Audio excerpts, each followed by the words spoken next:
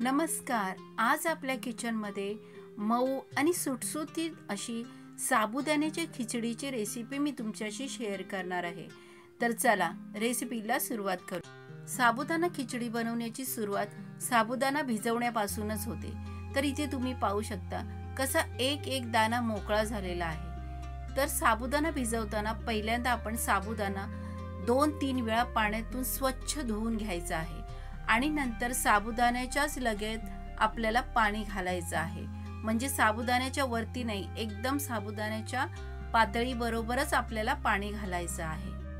आणि नंतर हा साबुदाणा तुम्ही रात्रभर भिजत घाला किंवा 5 ते 6 तास मिनिमम भिजत घाला। नंतर साबुदाणा फोकने असा वेगळा करून घ्यायचा आहे, त्यामुळे हा प्रत्येक दाना दाना आपला वेगळा झालेला दिसतो। इथे एका कढईमध्ये मी 2 चमचे तेल घालून घेतलं आहे। तेल गरम झाल्यावर त्यामध्ये आपण 1 चमचा जिरं घालूया। जिरं चांगलं तडतडल्यानंतर त्यामध्ये मिरची घालून घेऊया। साधारण मिनिटभर मिरची आणि जिरं चांगलं परतून घेतल्यानंतर आता आपण त्यामध्ये 2 चमचे लिंबूचा रस, थोडीशी कोथिंबीर, त्याचबरोबर थोडंसं चवीपुरतं मीठ घालून घेऊया। 1 चमचा साखर घालून घेऊया। आता हे सगळे जिन्नस आपल्याला तेलावर चांगले परतून घ्यायचे आहेत। साधारण मिनिटभर सर्व जिन्नस तेलावर परतल्यानंतर आता आपण भिजवून घेतलेला साबुदाणा घालून घेऊया।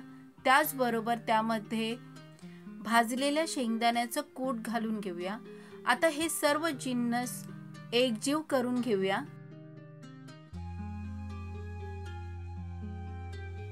थोडंसं पाणी हातात घेऊन आपल्याला इथे पाण्याचा थोडासा हबका मारून घ्यायचा आहे।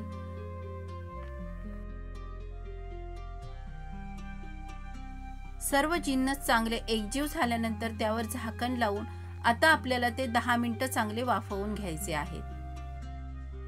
साधारण 5-1 मिनिटं वाफवल्यानंतर आता थोडा वेळ आपल्याला ती परतून घ्यायची आहे।